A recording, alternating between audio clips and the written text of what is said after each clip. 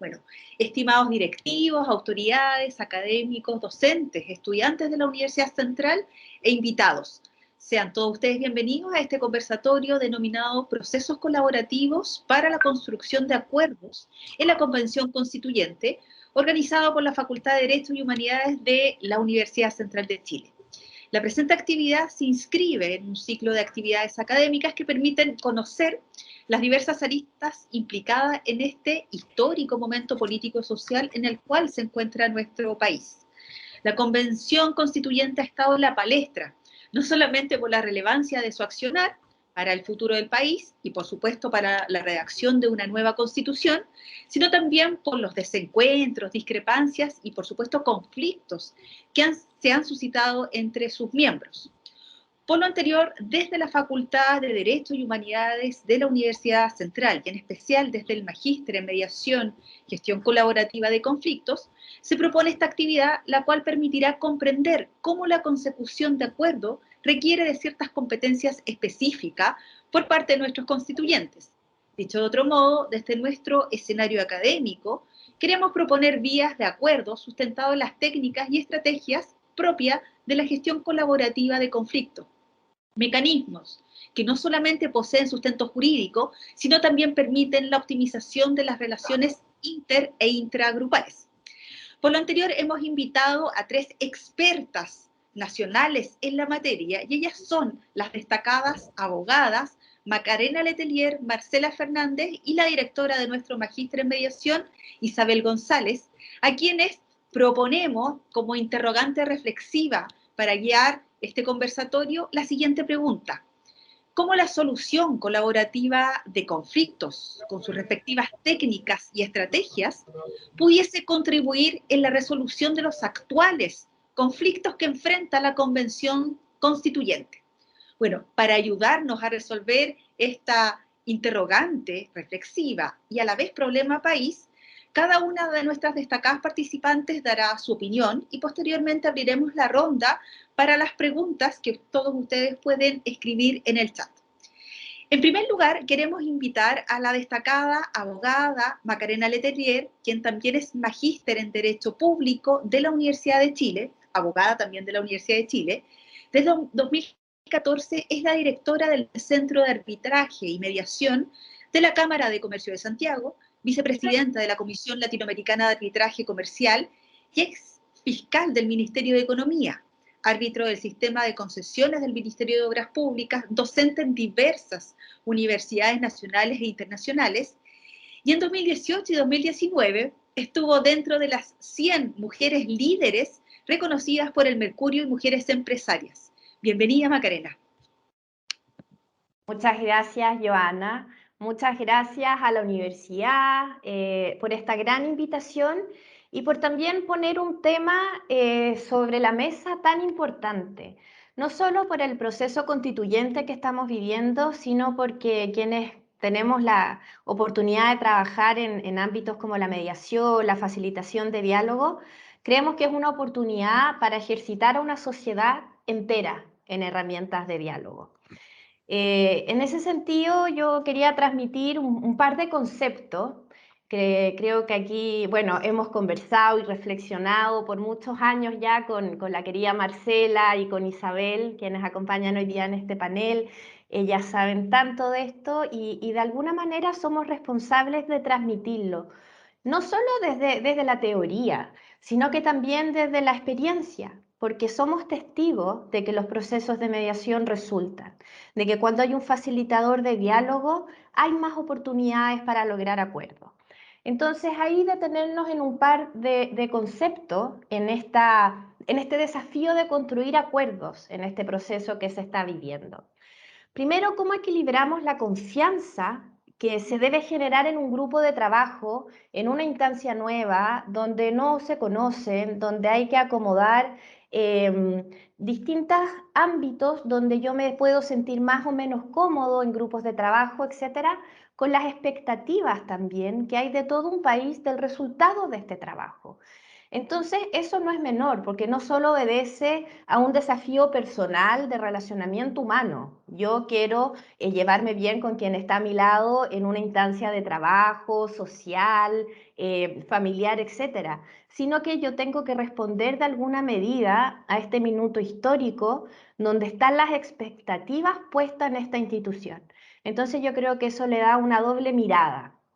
Y es ahí donde la sugerencia, ¿cierto?, desde donde nosotras nos desarrollamos, es utilizar de alguna manera herramientas de comunicación. Y herramientas de comunicación que están lejos de ser solo literatura, sino que el respeto, la empatía, el encontrar puntos similares, por ejemplo, en aveniencias, en historias de vida, en cultura, de alguna manera nos va a generar el, el- el tan requerido respeto en un grupo, ¿cierto?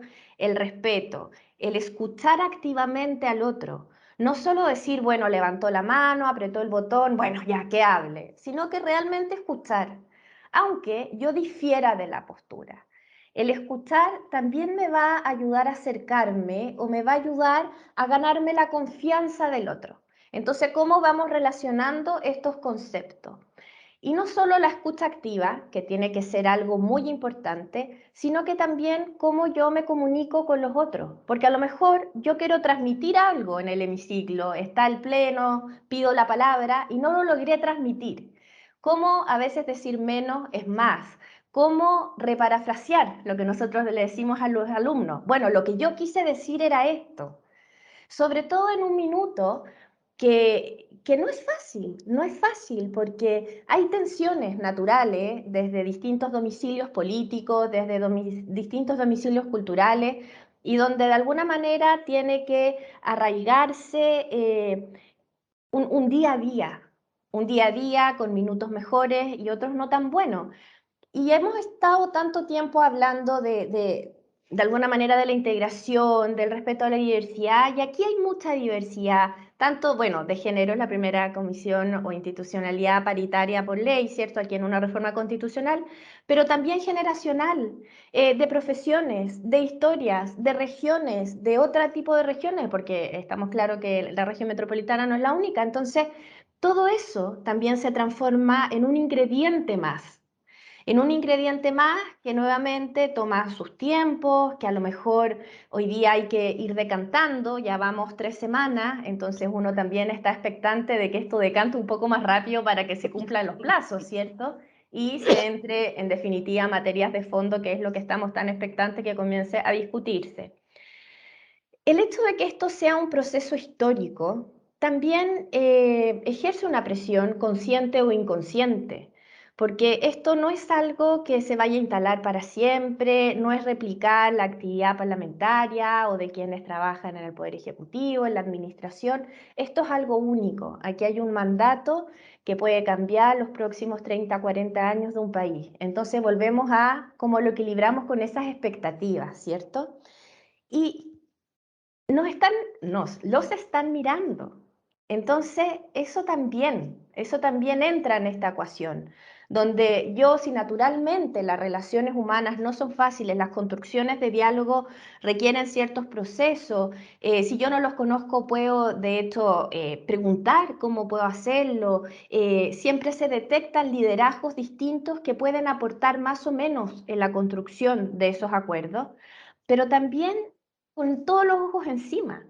Entonces ahí eso se convierte nuevamente en un ingrediente más donde está desafiado este grupo de 155 personas a encontrar caminos para construir acuerdos.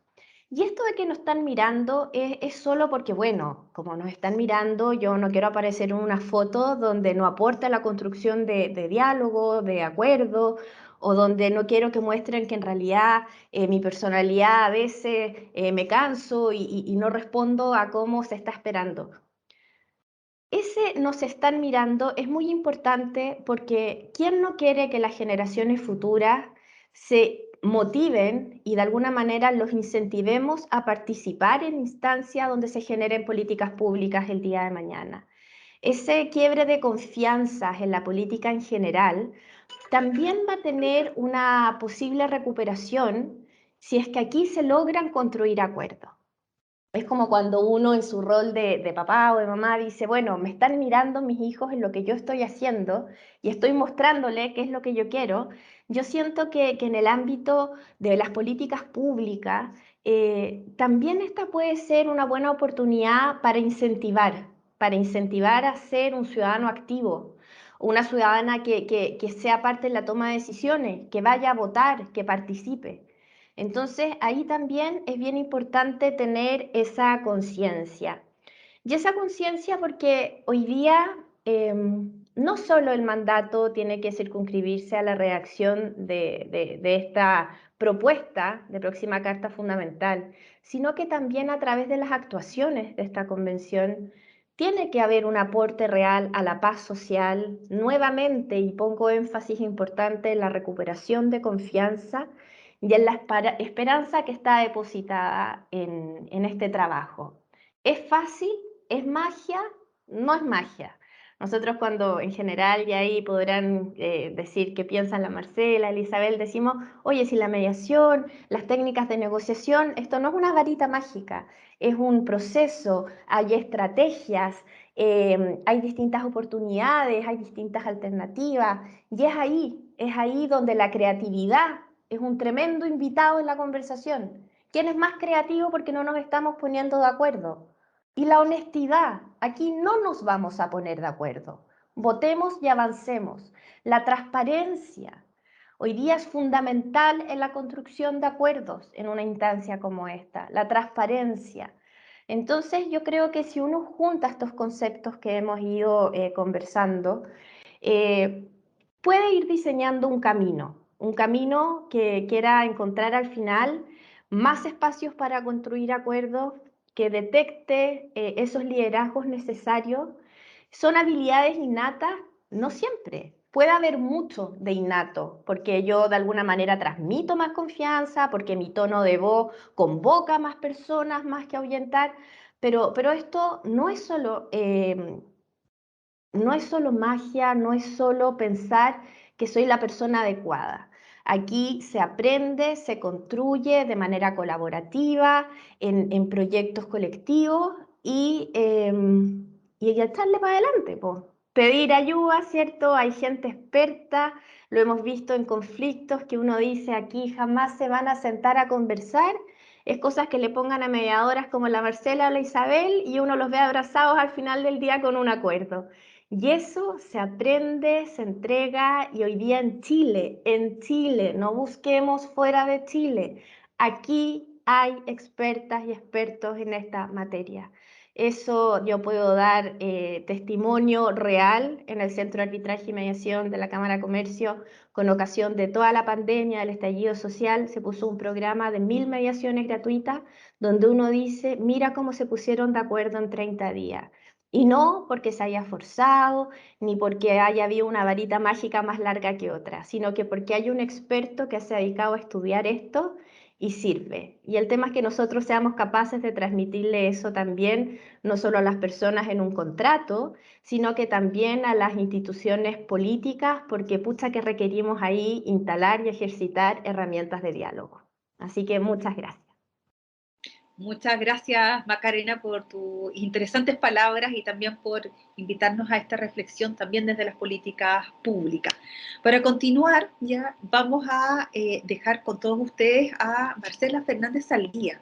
Ella es abogada de la Universidad de Valparaíso, máster en estudios avanzados en mediación y negociación del Institut Universität Kurt Bosch, académica de la Escuela de Derecho de la Universidad de Valparaíso, miembro del Programa de Justicia Restaurativa y Paz Social de la Escuela de Trabajo Social de la Universidad Católica, mediadora y consultora senior con más de 20 años de experiencia en gestión de conflictos en el ámbito público y privado. Se ha especializado desde 1995 en mediación, negociación, facilitación, construcción de consensos, gestión colaborativa de conflictos y justicia restaurativa. Es docente en diversos programas de postítulo en resolución alternativa de conflicto y mediación y también nos acompaña en el magíster en mediación, gestión colaborativa de conflictos en la Universidad Central de Chile. Dejamos con ustedes ya a una destacada mediadora nacional, Marcela Fernández. Bienvenida. Marcela, estás con el micrófono apagado. Ahora sí. Siempre pasa eso.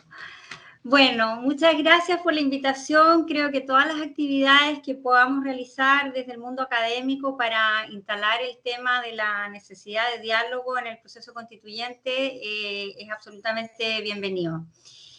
Así que agradezco a Isabel la iniciativa. Bueno, yo creo que muchas personas que estamos en el mundo, ¿cierto?, de los mecanismos alternativos o de construcción de diálogo, vemos un poco con preocupación lo que ha ido pasando, estamos muy atentos al proceso constituyente y hemos visto con preocupación, ¿cierto?, algunas señales de alerta que se han ido dando desde que la convención se instalara. Yo en particular quisiera poner dos aspectos que tienen que ver con temas que creo que pudieran estar incidiendo en que en definitiva en la convención no se pudiera avanzar en algún momento para la construcción de acuerdos o más bien de consensos, porque creo que en este caso hablar acuerdos cuando tenemos digamos, un grupo de 155 personas, todos con miradas muy diversas. Creo que en realidad ahí la palabra más bien tiene que ver con los consensos, cómo construimos consensos. Bueno, una primera cuestión es que se ha instalado en la convención, ya como dice Macarena, 3 semanas, estamos muy expectantes, pero ya se ha instalado, uno podría decir de alguna forma, un clima confrontacional. Las personas que trabajamos en gestión de conflictos sabemos que es absolutamente indispensable el que haya un clima adecuado para que se dé un diálogo y la posibilidad de superar una situación de crisis o construir un acuerdo. Y vemos que de alguna manera en la convención, en las interacciones que se han dado en los convencionales, ya hay algunos ciertos atisbos de ciertas hostilidades o de alguna manera también hay sentimientos de amenaza o de temor muchas veces. Y todo esto obviamente no colabora a que se abra un espacio de diálogo. Se están instalando de alguna manera muchas veces actitudes defensivas en la interacción y esto finalmente conduce a un espiral, ¿cierto?, ataque-defensa que se conoce de alguna manera en las situaciones conflictivas. Y yo creo que uno esperaba que eso fuera así. ¿Por qué? Porque sabemos que la convención, ¿cierto?, nace a partir de una crisis, de un conflicto social importante en el país y es una respuesta a ese conflicto, pero el conflicto no ha desaparecido.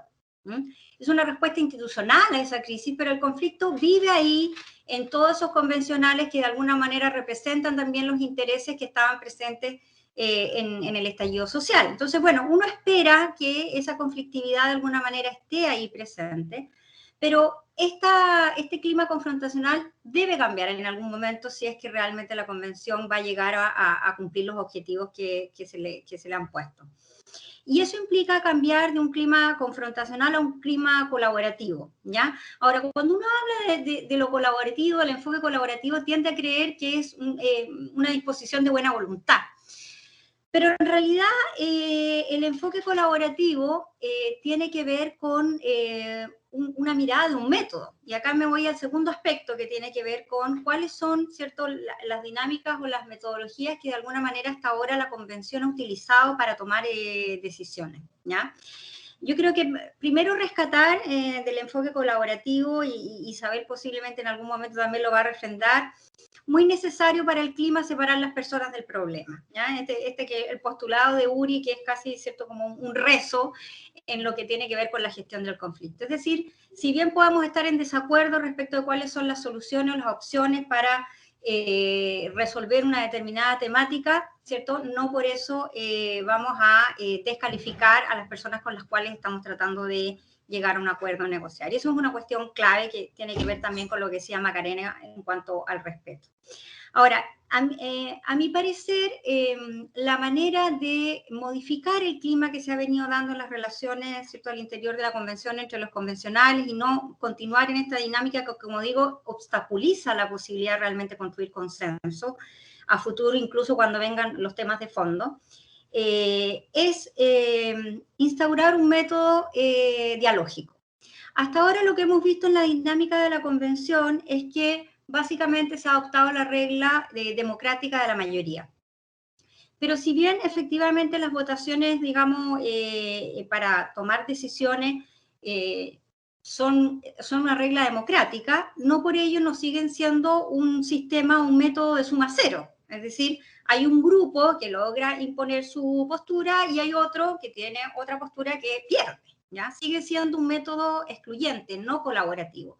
No es un método en el cual sea posible integrar todas las miradas que hay y construir, ¿cierto?, algo nuevo, ¿ya?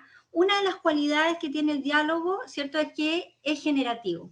Eso quiere decir que cuando las personas inician este diálogo con apertura a escuchar algo diferente, pueden de alguna manera incorporar un punto de vista distinto e incluso repensar su punto de vista, ¿ya? Y a partir de esa interacción, desde la apertura y desde la escucha, a veces surge algo nuevo que no estaba ahí una vez que las personas que empezaron a dialogar, digamos, decidieron hacerlo. Y eso yo creo que es el momento que en la convención se empiece a pensar que es necesario construir estos espacios de diálogo, donde los convencionales puedan escucharse, se pueda construir confianza y se puedan avanzar en construir consensos. Creo que el tema del reglamento es un tema que requiere un gran consenso. Son las reglas por las cuales finalmente la convención va a funcionar. Y si esas reglas no tienen un amplio consenso, es posible que a futuro la convención tenga muchos traspiés, ¿ya?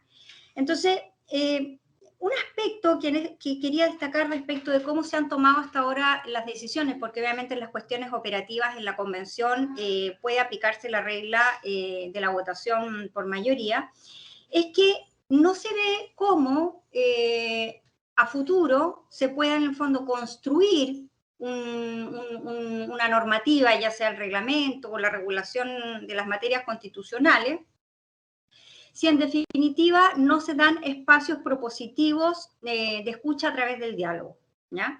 Porque claramente obtener la mayoría para decir una cuestión operativa puede ser que en este momento sea fácil, pero cuando haya que obtener un quórum de 2/3, necesitamos algo más que la mayoría. Y eso es el consenso. Y el consenso se trabaja a través del diálogo. El consenso no va a surgir solamente en las negociaciones políticas. La convención en este momento está reproduciendo de alguna manera, porque puede ser lo más cercano, ¿cierto?, a esta experiencia tan novedosa, está reproduciendo, ¿cierto?, la forma de trabajo del Congreso. Pero no podemos olvidar que en el Congreso precisamente se vota porque hay proyectos que se presentan a votación, ¿ya? Pero acá no hay un proyecto que se presente a votación. Acá, entre todos los convencionales, tienen que construir algo nuevo que a todos los represente, que todos sientan que realmente pueden adherir a esa normativa. En particular me estoy refiriendo al reglamento, que creo que es donde debería venir un cambio de lógica en el trabajo de la convención.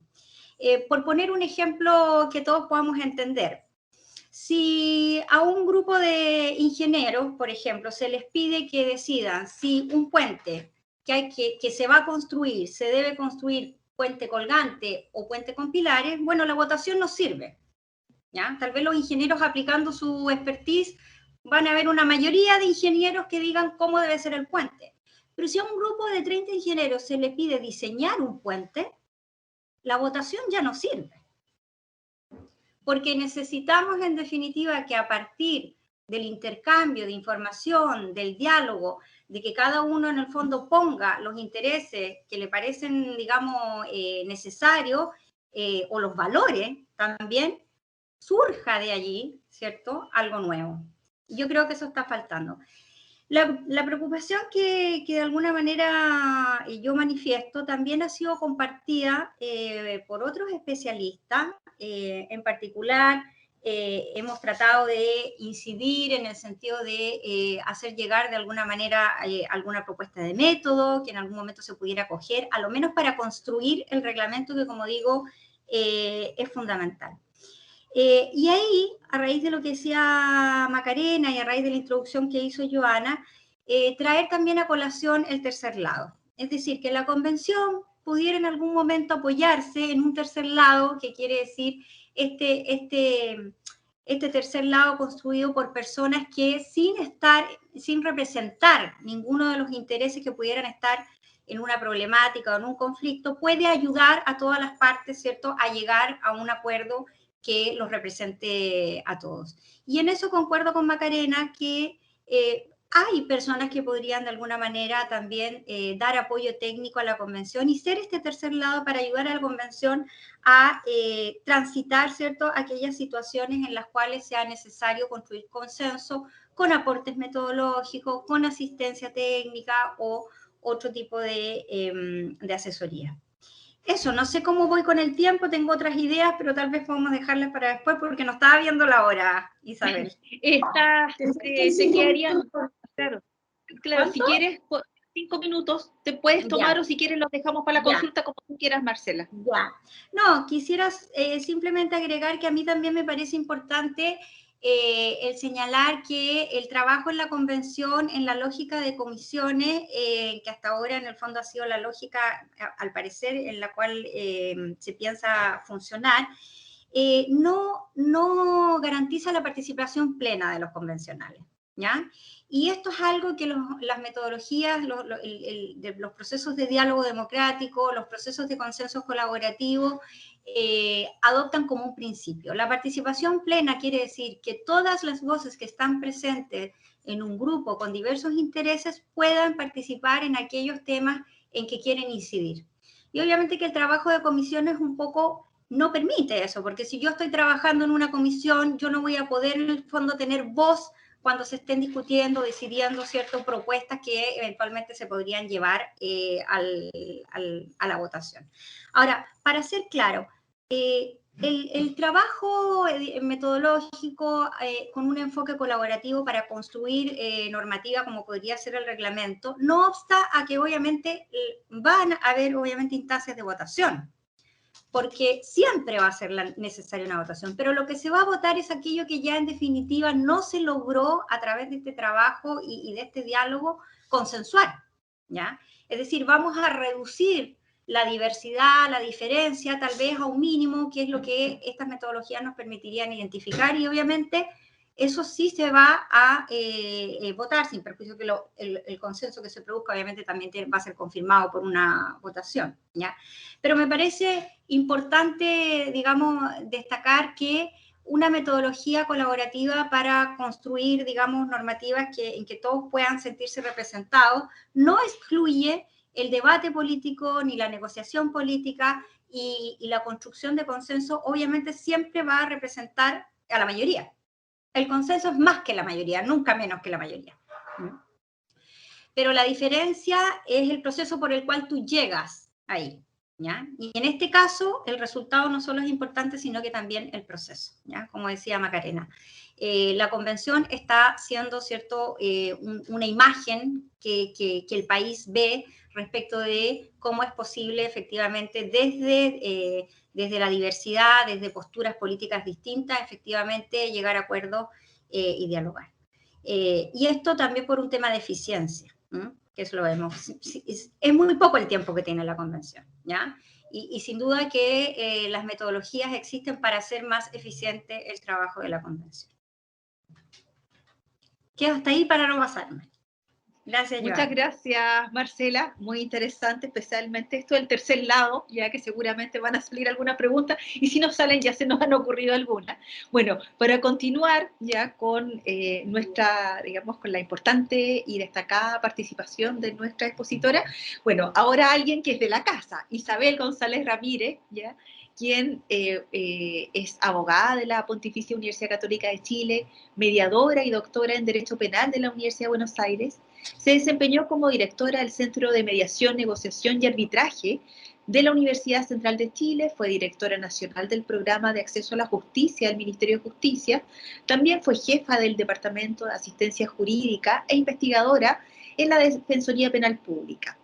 Es docente del doctorado en Derecho de la Universidad de Buenos Aires y también del Derecho, ya del nuevo, digamos, del nuevo programa de doctorado en Derecho de la Universidad Central. Es académica de posgrado en mediación en diversas universidades del país. Posee publicaciones en revistas indexadas y editoriales más importantes en el área de Derecho, Justicia Restaurativa y Género. Y es directora del Magíster en Mediación, Gestión Colaborativa de la Universidad Central de Chile y sus diplomados en Mediación en Familia e Infancia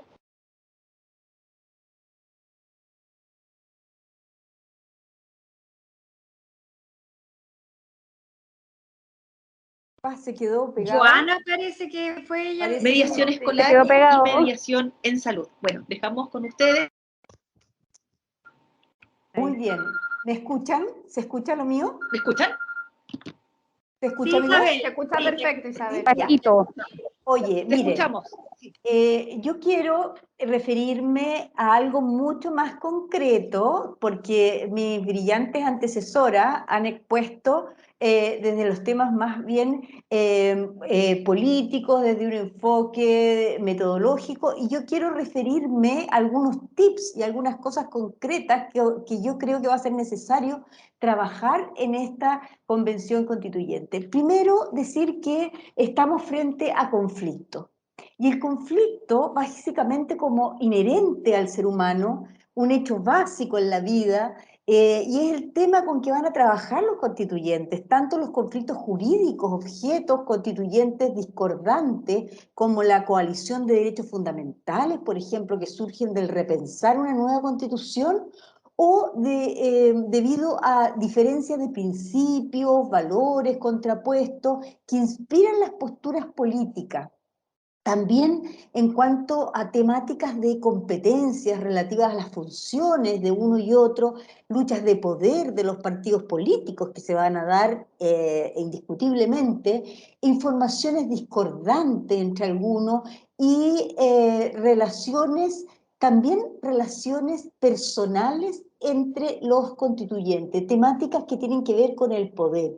Si nosotros definimos un conflicto como un enfrentamiento en que cada parte involucrada sea una persona, constituyente, una clase social, asociación, Estado, desea ocupar una posición incompatible, parcial o más general con los intereses u objetivos de la otra parte, nosotros podríamos enfocar estos conflictos dejando de lado una visión tradicional y pensando una visión desde las relaciones humanas que supone que el conflicto es natural e inevitable entre los grupos humanos desde la teoría clásica de Adorno, Davenport, y poniéndonos hoy día en una visión y una mirada más bien interaccionista, más actual, que sostiene que el conflicto sería una fuerza positiva que estimula la productividad, que esperemos que pase esto en nuestra constitución constituyente, y es necesario para su desempeño. Podríamos decir nosotros que esta mirada la podríamos enfocar desde Habermas, Maturana, Luhmann, y pensar que la naturaleza de estos conflictos, si comprendemos bien de qué tipo de conflicto se trata, de qué conflicto va a tratar cada temática que se discuta en estas comisiones constituyentes, podríamos descubrir los métodos que en vez de eliminarlos nos permiten regularlos, encauzarlos hacia estos resultados productivos. Bueno, entendiendo que el conflicto va a ser parte de la vida social, de las organizaciones, le va a dar sentido a la construcción de la Constitución, porque sin conflicto la Constitución propiamente tal no sería necesaria, sobre todo sin conflictos jurídicos. Si sus resultados y sus consecuencias resultan más bien no óptimas, no por los conflictos mismos, sino por la incapacidad que tenemos nosotros para enfrentarlos y gestionarlos. Por eso es necesario que los consideremos y los construyamos en forma óptima. Y para eso entender un poco en qué circunstancias se encuentra el conflicto, si es un conflicto latente, que está recién surgiendo, la aparición del conflicto, el tratar de justificar esto, las respuestas que se dan cuando aparece este conflicto y los resultados o forma en que los vamos a gestionar. Así como decía Marcela y creo también decía Macarena, hay factores subjetivos en los conflictos que van a aparecer, que existe miedo, percepción de inseguridad, de las partes que van a trabajar con nuestra constitución, expectativa, alguna desconfianza, un esperar de justicia, choque de personalidades, incertidumbres y costos que van a tener que ver con costos en cuanto a que estamos siendo mirados, como decían ustedes, estamos siendo observados, y costos sociales, costos políticos, costos relacionales, y entender como también planteaban ustedes en la clasificación de estos conflictos que se van a dar conflictos interpersonales, conflictos intergrupales dentro de los grupos o entre los grupos, conflictos internos de las organizaciones, por ejemplo, los partidos políticos, conflictos entre estas organizaciones. Básicamente entendemos que van a haber conflictos nacionales dentro del país y esperemos que no sean internacionales, como dirá Don Hugo por ahí. Ahora, las características del conflicto surgen de estos procesos interaccionales entre dos o más personas que forman una co-construcción. En este caso, la Convención Constituyente, las personas intervienen en ellos desde sus acciones, van a intervenir desde sus pensamientos, desde sus afectos, desde sus lenguajes y desde sus discursos. Y van a predominar interacciones antagónicas por sobre las atrayentes, desgraciadamente, porque siempre la gente se centra en lo antagónico menos que en lo atrayente. Y es un proceso complejo, los conflictos dinámicos que van cambiando dependiendo de las relaciones de las partes y de cómo se manejen esto. Y también son previsibles estos conflictos de acuerdo a la cultura, de acuerdo a la historia, de acuerdo a la visión política, la visión básicamente ética, a los valores, y le van a otorgar sentido y significado a estos conflictos. Ahora podemos abordarlo desde la evitación, con tendencia a desviar la atención y a no enfrentarlos, minimizándolo y abordándolos desde otras perspectivas, de una solución violenta que implica la agresión directa, indirecta de los que se encuentran involucrados.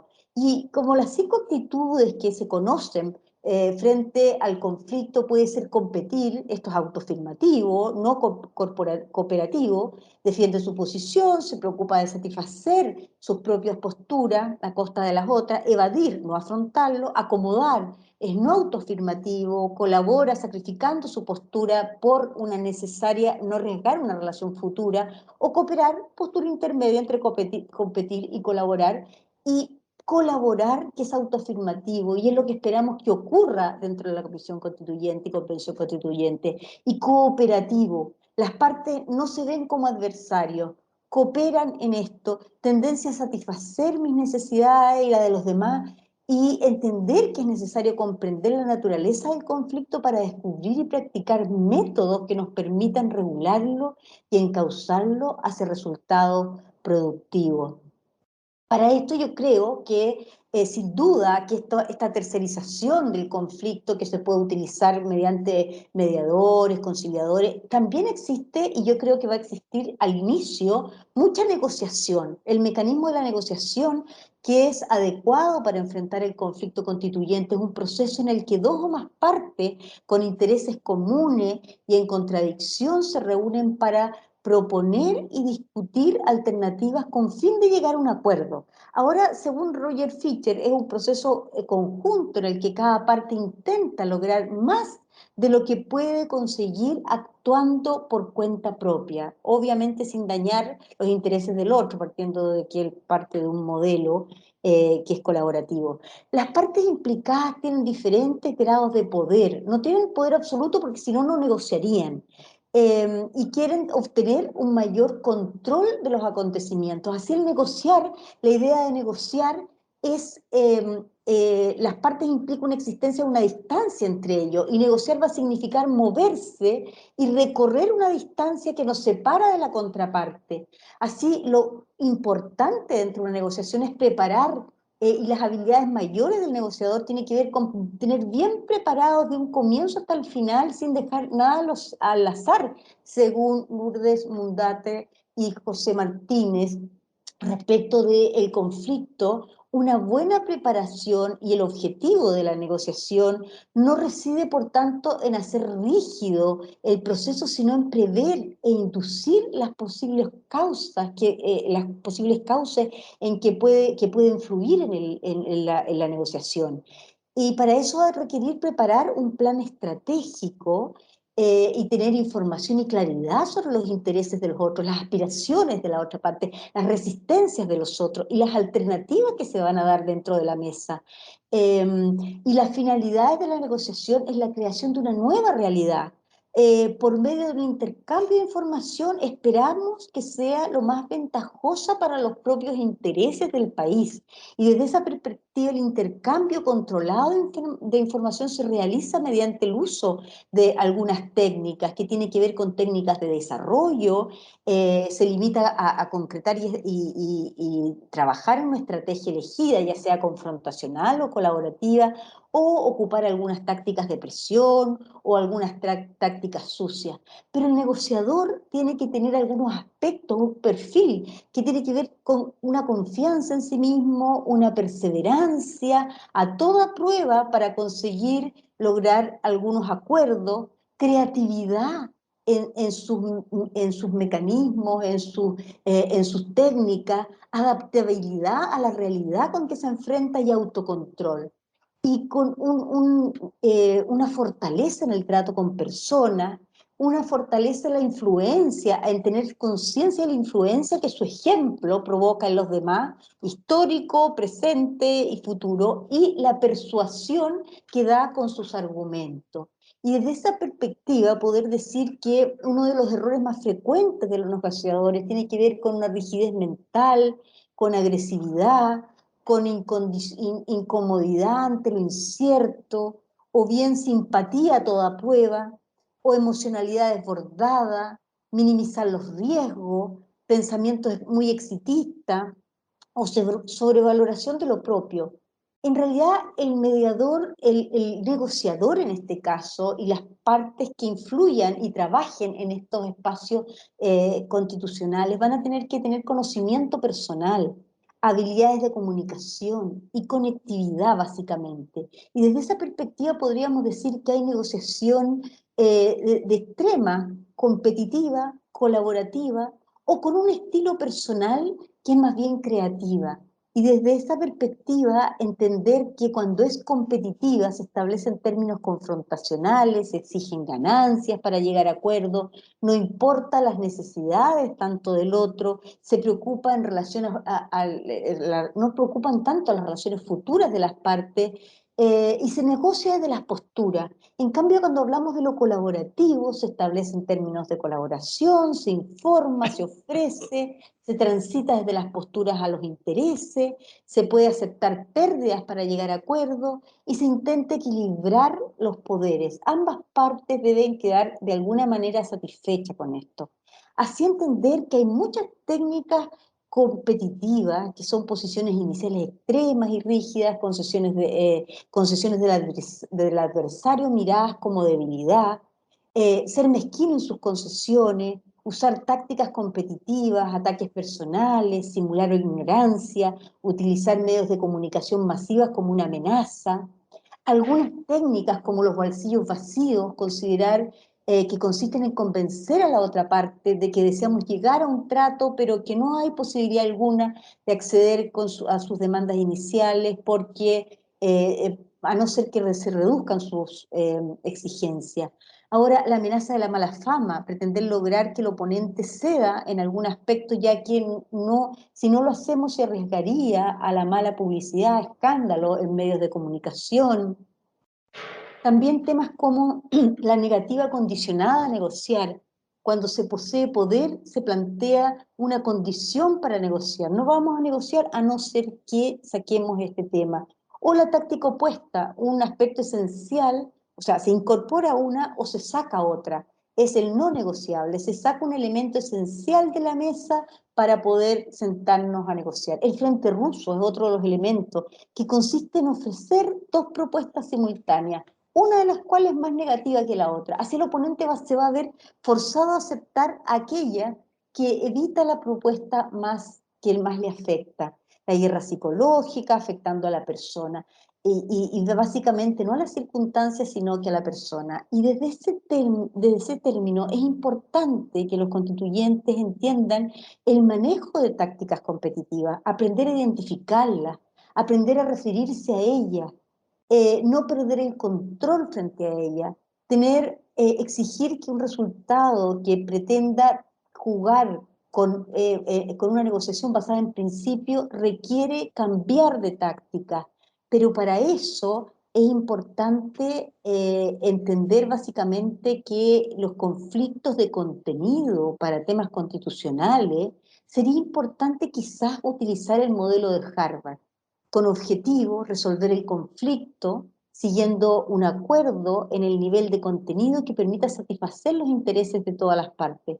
Con muchas alternativas, un buen resultado debe ser mejor que todas las alternativas puestas en la mesa. Transitar desde las posturas a los intereses, dar múltiples opciones. Entre más opciones seamos capaces de dar, es más probable que una de ellas interprete la postura y la necesidad de todas las partes.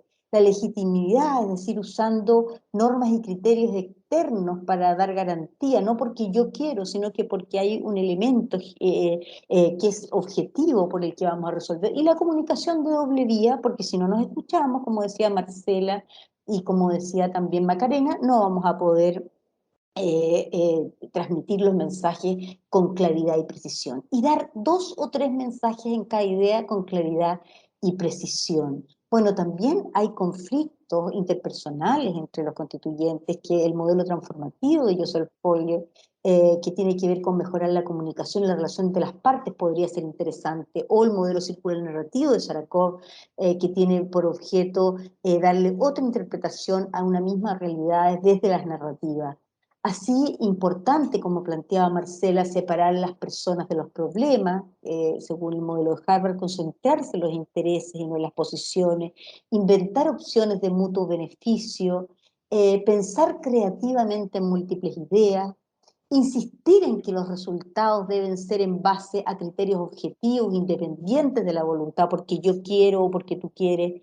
El MAN, conocer la mejor alternativa a un acuerdo negociado mío y desde las otras partes.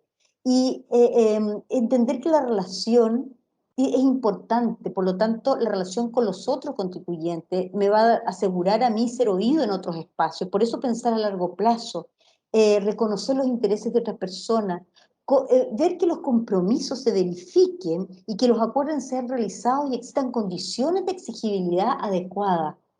Y en cuanto a los principios colaborativos, es importante, como ustedes decían, que las partes normalmente sabemos que se centran en los desacuerdos. Y a pesar de ello existen grandes acuerdos. Promover estas grandes áreas de acuerdo, ser empático, escuchar, no es igual que estar de acuerdo. Un tono relajado, confidente, permite disminuir actitudes defensivas, establecer un buen contacto inicial, usar métodos corporales, bajar los hombros, una mirada a los ojos, escuchar a ambas partes, detengas un momento y trate de entender qué está tratando de conseguir la otra parte, qué estoy tratando de conseguir yo. Uso de técnicas como el parafraseo, como decía Marcela, y, y, y Macarena, el resumen, expresarse desde el yo, no asumir una expresión como de una realidad, esto es así, sino que yo escuché, a mí me parece, yo entiendo, yo entendí que tú dijiste, que tú expresaste, que tú piensas, que tú crees, no, esto es así. No descalificar y criticar a la persona, referirse más bien a los hechos, a las conductas, a las circunstancias, separando a la persona de los hechos. Identificar de qué tipo de confianza, cuando digo yo no confío en esta postura, en esta propuesta, de confianza en qué, en la responsabilidad, en la capacidad para instaurarla, en la sinceridad de las partes, y desde allí, para ir cerrando, podría indicar algunas de las sabidas y consabidas técnicas de negociación, que son las preguntas para indagar obstáculos, estereotipos, prejuicios, vulnerabilidades, fortalezas y los aportes presentes en cada propuesta.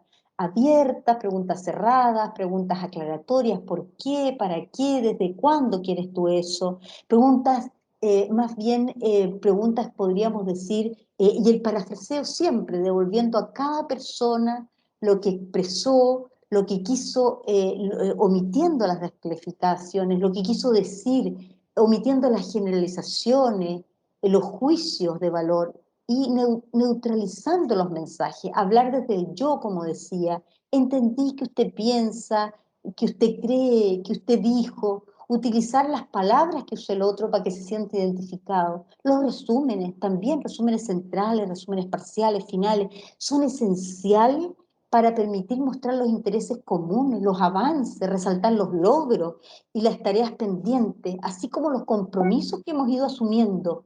Permite reforzar equilibrios de poder, permite ir construyendo para la siguiente sesión de trabajo. Para esto también hay que tomar balcón, es decir, tomar distancia del problema y observar cómo me comporto y cómo se comporta el otro, identificando los intereses y los ámbitos clave.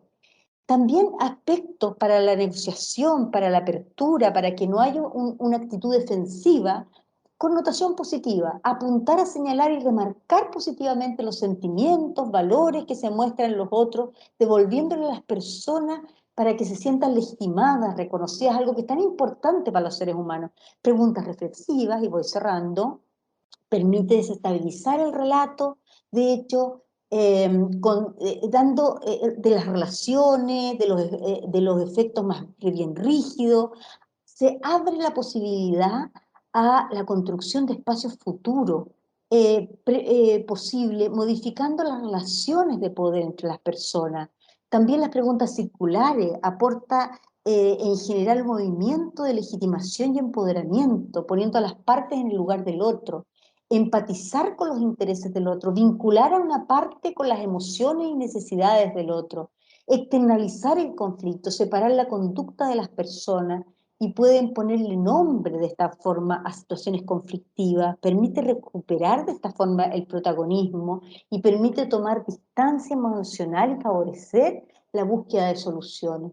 También el reencuadre, nuevos marcos para mirar el conflicto, incorporando elementos de la historia, de valores, de creencias compartidas.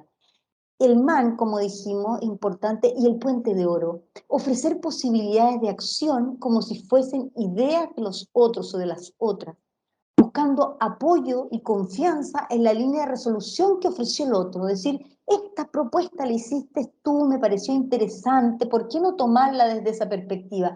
El encadenamiento, que es una táctica utilizada, que utiliza la lógica a través de una serie de preguntas que solo tienen una única respuesta afirmativa, vamos exigiendo a la otra parte admitir una realidad, una verdad o determinación que es la consecución lógica de las preguntas anteriores y que me exige responder positivamente a algo que yo persigo. Y finalmente, para cerrar, bueno, está en la lluvia de ideas, múltiples opciones que se van a seleccionar de esta lluvia de ideas, dar a gente de la realidad para tener acuerdos sustentables, dudar conjuntamente de los acuerdos que hemos ido tomando como una de las alternativas. Y finalmente decir que situándose en este más bien modelo de Harvard, decir que el enfocar, como dice William Ury, desde el balcón, desde la mirada, desde lejos, desde ir mirando qué quieren las partes, redireccionar mi intervención, mi propuesta, proteger mi man, lo que yo percibo, básicamente lo que es más importante, y el no positivo es decir, no, pero propongo tal alternativa que te puede interesar, conectar, escuchar y con el puente de oro, dando cuenta de lo que tú propones, desde tu propuesta hago mi propuesta. Eso en general es algo que yo quería proponer, que era bastante más específico, que son algunos tips que podemos trabajar con un modelo harvariano en ese tema y con un modelo que tiene que ver con algunas técnicas que se pueden ocupar en esto. Eso, Joana, para que pases a lo tuyo.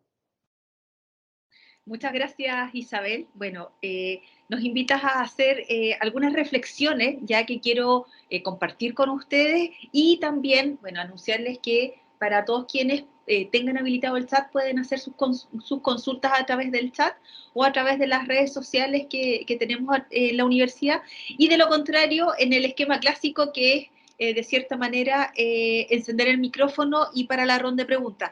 Para cerrar, solamente de cierta manera, resumiendo un poco lo que nos han planteado y lo que nos han invitado a reflexionar nuestras destacadas oradoras, es que de cierta manera las incompatibilidades personales finalmente tienden a ser incompatibilidades sociales. Muchas veces tienen que ver con lo que no lo que son las personas, sino lo que representan, tanto las ideologías, ya que sabemos que están en juego en la Convención Constituyente, en las ideologías partidarias, pero también estas nuevas ideologías que también nos están sorprendiendo en nuestro país y que de cierta manera no obedecen a lo hegemónico, a lo clásico y a lo tradicional, y que probablemente ya a algunos ya con ciertas tradiciones políticas o democráticas les cuesta más entender que a otros, ¿ya? Por otra parte, también saber que en esta reflexión que nos invitan nuestras invitadas respecto a la gestión colaborativa de los conflictos, también tenemos una especie de gestión conductual de los conflictos y donde se abordan diversas dimensiones del accionar humano, como por ejemplo, ya la dimensión psicosocial, de la cual las personas no solamente están afectas a una cultura, a vivir un grupo en una sociedad, sino también, como nos decía Isabel, a sus propias emociones, a sus historias de vida. Por ende, ya en esto nos juega principalmente quizás tres elementos, ya que ya la terapia gestáltica y digamos, la tercera escuela austriaca de psicología más bien cognitiva, ya nos llamaba a reflexionar y nos decía que frente a un conflicto intrapersonal, interpersonal o intergrupal, siempre hay tres elementos clave, ¿ya?, que demuestran desde dónde nos paramos, que son las historias de vida, la satisfacción de necesidades y, por supuesto, el autoconcepto. Y en el autoconcepto también tenemos nuestras autoestimas. Por lo tanto, en esta representación, ya que ustedes nos han invitado, de cierta manera, a ver los conflictos que se están, de cierta manera, gestando y ojalá solucionando en nuestro actual escenario, no solamente constituyente, sino que también político nacional, ¿ya? Es importante entender que la gestión colaborativa, ¿ya?, al parecer sí nos permitiría producir algunos efectos positivos, no solamente, como bien nos decía Marcela, en la consecución de consensos, ¿ya?, sino que también en los efectos positivos para las personas, para el individuo mismo, en el mejoramiento, por ejemplo, ya de las relaciones interpersonales, para el mejoramiento de los estados de ánimo, para la percepción de autoeficacia personal, que es tan importante sentir que estamos haciendo las cosas bien, pero también que la estamos haciendo con un fin noble, con un fin, de cierta manera, para el país, con una perspectiva de futuro. En este sentido, el uso de la gestión colaborativa de conflictos nos permitiría no solamente la construcción de consensos y acuerdos, sino que también la optimización de las relaciones interpersonales y la gestión de relaciones positivas en nuestra sociedad, lo cual ya no solamente las personas lo van a usar en este escenario político, sino que probablemente lo van a llevar a diversas dimensiones de sus vidas. Finalmente, para la consecución de acuerdos en esta convención constituyente, es necesario que las partes, los constituyentes, pero también las personas que pudiesen estar convocadas como nuestras expertas a, ojalá, asesorarlo, ¿ya?, permitan el desarrollo de estas competencias. Y estas competencias que de cierta manera no son solamente para este escenario, sino que son competencias para la vida y para la sociedad.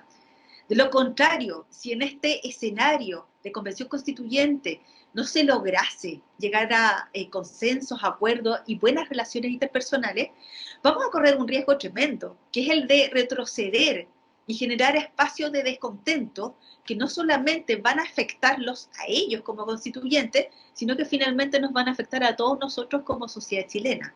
Por lo mismo, frente a la reflexión que todas ustedes nos invitan a hacer, ¿ya?, de cierta manera vemos que hay oportunidades y posibilidades siempre que efectivamente se utilicen, ¿ya?, los conocimientos, el desarrollo de competencias y, por supuesto, el expertise de personas como ustedes y ustedes mismas probablemente tienen, ¿ya? Bueno, para cerrar este conversatorio, invitamos a dialogar, ya, abrir el espacio, que probablemente a lo mejor algunos de ustedes tienen alguna consulta entre ustedes, ya, o nuestros invitados, ya, y para abrir el diálogo yo simplemente les quisiera plantear lo siguiente: si ustedes fuesen convocadas mañana para, de cierta manera, poder asesorar, ya, a esta convención, ¿por qué partirían? ¿Cuál sería el punto de inicio? Y luego vamos a hacer la pregunta, que me imagino va a ser muy importante, de don Hugo Llanos. Don Hugo Llanos, si quiere plantearla. Saltela. ¿Sí?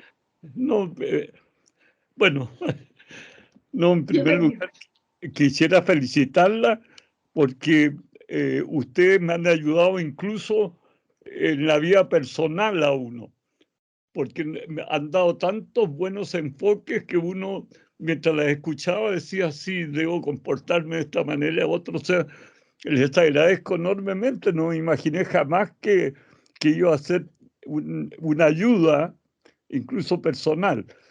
Quería solamente hacer una reflexión y después una pregunta. Fíjense, en derecho internacional, cuando se tramitó la Convención sobre el Derecho del Mar, se impuso como regla el consenso. ¿Por qué? Porque el derecho internacional durante el siglo XIX se aprobaba todo por unanimidad, por la soberanía de cada Estado. Después se varió a las mayorías. Y las mayorías, ¿cuál fue el tremendo problema? Que cuando era derrotada la minoría no cumplía con los acuerdos porque no estaba el interés de ella puesto. Por eso se logró la regla del consenso, que realmente es una maravilla.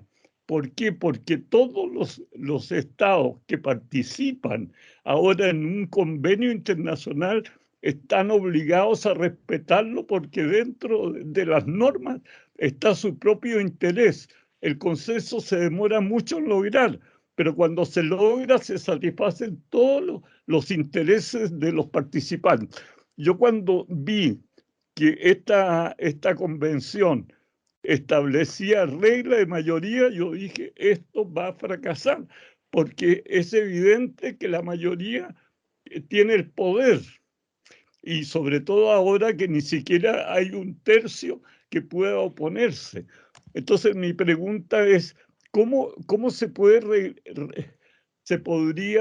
a pesar de que también está tan fracturado en distintas comisiones, porque podría lograrse el consenso en las distintas comisiones, va a depender exclusivamente del que dirija la mesa, porque ellos tienen que lograr lo que ustedes tan brillantemente expusieron, de poner los intereses personales, etcétera, etcétera. ¿Qué solución podríamos, sobre la base de que estamos metidos ya en este sistema de mayorías? Porque es imposible.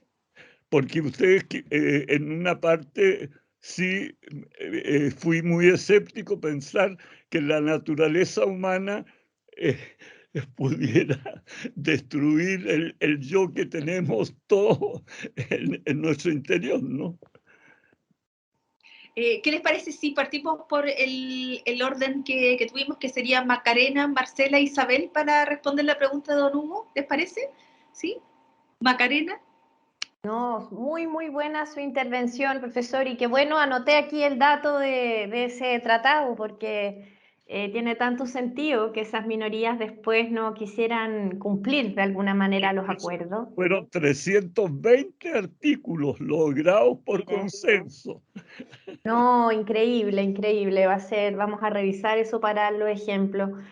El tema acá, yo también creo que, bueno, ese yo interno de cada uno, de alguna manera está reflejado en lo que decía Isabel, y es que los conflictos son partes de la vida. Nosotros siempre vamos a tender a estar, de alguna manera, peleando intereses personales, intereses, pero ahí está el desafío, que esto es un interés colectivo, entonces es más amplio. Y también yo creo que acá es muy importante el rol de la legitimidad, porque mientras más amplio sea ese acuerdo, incluso si es que hay un consenso, la legitimidad va a ser mucho mayor de esa norma propuesta, así como la legitimidad de los 300 y tantos artículos del tratado que usted nos comenta. Entonces, yo no sé, porque aquí la invitación es cómo se van a enfrentar los desacuerdos, cómo se va a enfrentar ese conflicto que es tan natural a la vida, que es tan natural lamentablemente también a la naturaleza humana, ¿cierto? Porque hoy día ese clima confrontacional está instalado y la Marcela lo dijo muy bien, o sea, eso hoy día es lo que se respira.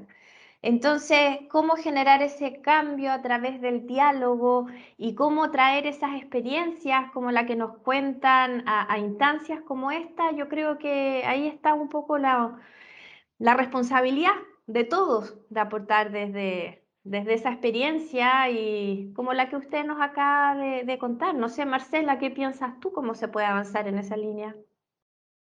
Sí, yo voy a responder las dos preguntas, tal vez la que hizo Joana y la pregunta con la intervención brillante que hace don Hugo, porque creo que lo que don Hugo pone es precisamente el tema, en el sentido de que acá no basta que en algún momento haya una mayoría, porque, como dije en su momento, para poder en el fondo generar reglas nuevas, constitucionales, que traigan en el fondo una nueva era de desarrollo tal vez para el país, con esas ideas de cambio que de alguna manera se reflejaron en la gran mayoría que aprobó el que hubiera una convención constitucional, es necesario efectivamente, como decía don Hugo, algo más que la votación de mayoría, porque necesitamos que el espíritu, ¿cierto?, de la Constitución refleje una gran cantidad de intereses que se puedan integrar y que sean diversos y que representen de alguna manera ese ethos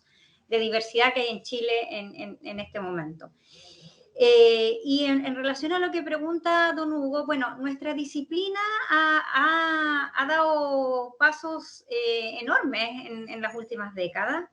Y como yo lo comentaba, si bien hay mecanismos que tienen que ver con los conflictos interindividuales, como puede ser la mediación o la conciliación, han habido otros desarrollos en nuestra disciplina que precisamente apuntan a los conflictos sociales o a los conflictos políticos, en que la idea es generar espacios de participación plena con metodologías que permiten a todos tener una voz respecto de los temas en que quieren tener incidencia, y mediante ciertas metodologías normalmente requieren un tercer lado, o sea, requieren a alguien que esté apoyando ese proceso, que va de alguna manera recogiendo todos los aportes, que va identificando cuáles son las áreas de consenso y cuáles son las áreas de disenso, y que posteriormente también abre una plataforma para trabajar las áreas de disenso con un nuevo esfuerzo a que salga de allí una solución de consenso.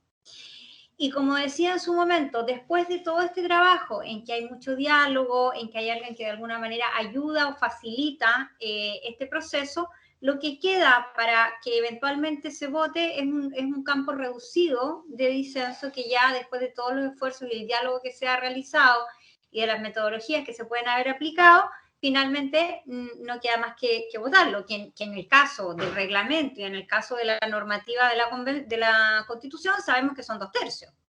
O sea, que igualmente va a requerir, igualmente en la votación, que se haya producido ya algún cambio.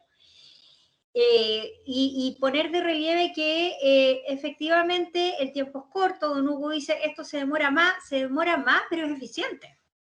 O sea, no olvidemos que hay experiencias comparadas en que se ha estado discutiendo el reglamento un año. El reglamento de un proceso de la Convención Constituyente se ha estado discutiendo un año y obviamente nosotros no tenemos ese tiempo. O sea, que no solo tiene que ver con recoger los ideales de participación, inclusión, ¿cierto? Democracia profunda a través del diálogo, entendimiento, pacificación, sino que también se trata de que esta convención pueda avanzar y ser eficiente, ¿ya? Yo no quiero pensar en eso que dijo Joana, de que día o mañana no quiero pensar en eso, pero sí quiero adelantar que como había comentado un grupo de profesionales de diversas universidades, hemos estado trabajando en alguna propuesta que pueda servir a lo menos para, digamos, para construir o elaborar participativamente el reglamento de la convención, que eso es básico. O sea, que el reglamento a lo menos se construya de esa manera es absolutamente indispensable para que pensemos que el trabajo de la convención va a ser eficiente y no va a pasar lo que dice don Hugo, que finalmente van a haber unos que siempre van a estar obstaculizando el trabajo porque no hay espacios realmente donde se pueda escuchar su voz. Eso. Gracias, Marcela. Isabel. Sí, a mí, fíjate que me parece que que el reglamento podría ser una oportunidad para determinar cierta metodología de trabajo en las comisiones y que de esa manera poder, por ejemplo, lo que dice Macarena, que me parece muy importante, que es el tema de la legitimidad de los acuerdos.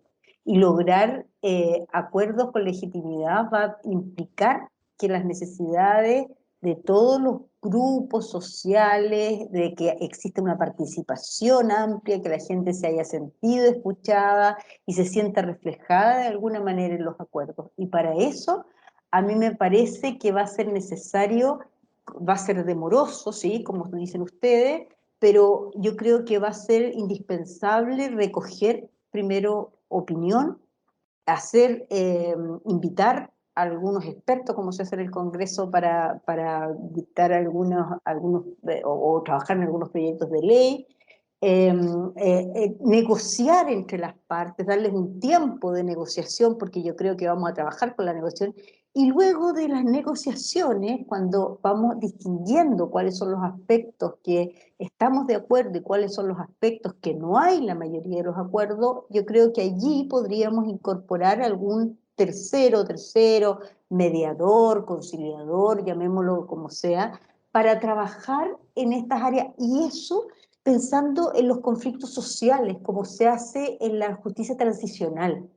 En la justicia transicional, que bueno, que se ha dado obviamente en Latinoamérica, en Colombia y en otros países, incluso en España con el tema de Franco, y en algunos espacios donde han habido algunas violaciones de derechos humanos y poblaciones que se han visto afectadas, para llegar a consensos que sean legitimados y aceptados por toda la sociedad, ha tenido que trabajarse así, pero es un trabajo más largo, pero es un trabajo que cuando resulta no existen, como ustedes muy bien decían, ambas decían, no hay estas obstaculizaciones que se producen posteriormente y estas oposiciones permanentes que están apareciendo porque la gente no está de acuerdo. Entonces, quizás es un trabajo con mayor participación, con mayor información, con mayor recogida de opinión, con negociaciones, y con posterioridad hay estas terceras personas que trabajan y acercan las posturas de las partes que no están de acuerdo. Y de ahí sacamos un acuerdo de consenso y de mayoría.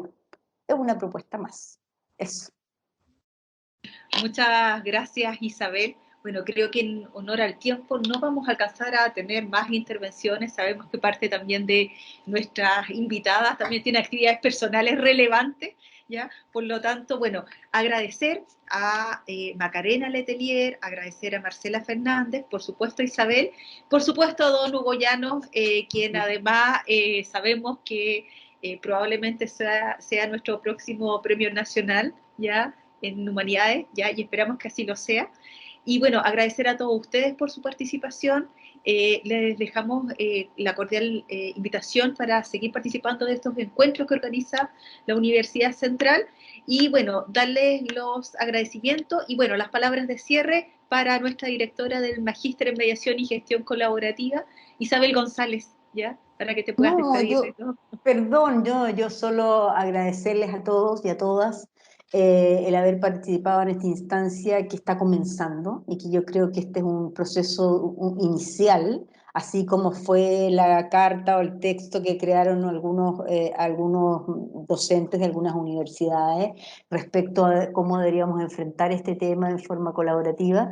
Y me parece que debiéramos ir de lo más a lo menos, debiéramos ir influyendo un poco en el reglamento y después pasar a trabajar técnicas concretas, aportar nosotros mismos en las distintas comisiones, como terceros quizás, y yo creo que este proceso es un proceso que está comenzando, como digo, y es importante que hagamos estos espacios en las universidades, que fue idea del decano, don Emilio Oñate, efectivamente, que a él le interesaba mucho cómo se podría trabajar desde la solución colaborativa en este espacio concretamente. Y me decís, Isabel, pero ¿cómo?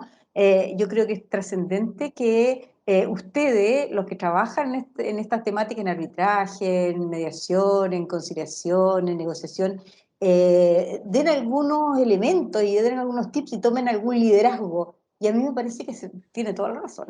Eso. Muchas gracias. Bueno, muchas gracias a todos y será hasta otra oportunidad. Que tengan buena tarde. Gracias por la Gracias. invitación. Gracias. Chao, chao. Adiós. Adiós.